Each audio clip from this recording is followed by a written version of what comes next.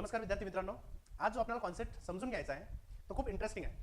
पण तो कॉन्सेप्ट समजून घ्यायच्या अगोदर ही जी काही माझ्या मागे इमेज आहे ती इमेज थोडीशी लक्षपूर्वक बघा. आता हे जे काय आहे हे आहे आपलं सोलार सिस्टीम, सूर्यमंडळ म्हणतो त्याला आपण.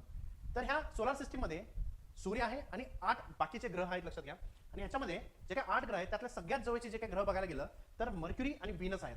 बरोबर. आता सगळ्यात जवळचा ग्रह कोणता आहे याच्यापैकी? तर मर्क्युरी हा सगळ्यात जवळचा ग्रह आहे. म्हणजे ह्याचा अर्थ मर्क्युरीचं जे काही टेम्परेचर आहे ते सगळ्यात जास्त असायला पाहिजे. पण हे असं नाही आहे लक्षात घ्या.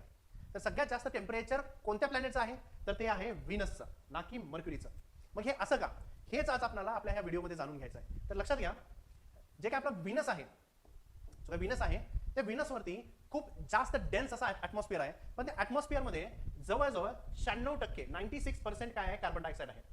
आणि हा जो काय कार्बन डायऑक्साईड आहे तो काय करतो? तो ग्रीन हाऊस गॅस म्हणून ऍक्ट होतो लक्षात घ्या.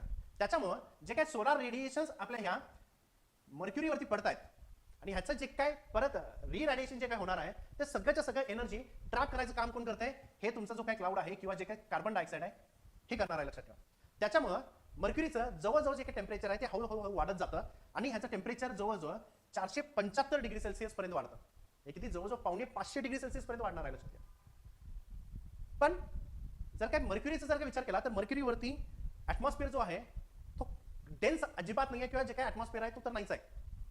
तर तिथं फक्त काय आहे? तिथं फक्त आहे तुमच्याकडे एक्झोस्फिअर. फक्त काय? एक्झोस्फिअर. त्याच्यामुळे काय होतं इथं, जेव्हा सोलार रेडिएशन्स ह्याच्यावरती पडतायत ते सोलार रेडिएशन्स हे काय करतायत की तिथलं टेम्परेचर वाढवतात तर आहेत, पण ते किती वाढवत आहेत? ते फक्त वाढवत आहेत जवळजवळ 430 डिग्री सेल्सिअसच्या आसपास. पण जो काय भाग मर्क्युरीचा अंधारामध्ये आहे तिथलं टेम्परेचर खूप कमी होऊन जातं लक्षात ठेवा. तिथं टेम्परेचर जे आहे ते -180 डिग्री सेल्सिअसला जातं. का? कारण तिथं ॲटमॉस्फिअरच नाही आहे. त्याच्यामुळे जे काही हीट ट्रॅप करण्यासाठी तुमच्याकडे गॅसेस पाहिजे, जसं की तुमच्या व्हीनसवरती आहेत कार्बन डायऑक्साईड सारखा गॅस, तसा गॅस मर्क्युरीवरती नाही आहे. त्याच्यामुळे तिथं टेम्परेचर रात्रीचं कितीपर्यंत कमी होतं? -180 डिग्री सेल्सिअस. आणि दिवसाचं तापमान वाढतं, पण ते कितपत वाढतं? फक्त 430 डिग्री सेल्सिअस पर्यंत. आणि जे कमी आहे ॲज कम्पेअर टू आपण म्हणूया व्हीनसपेक्षा.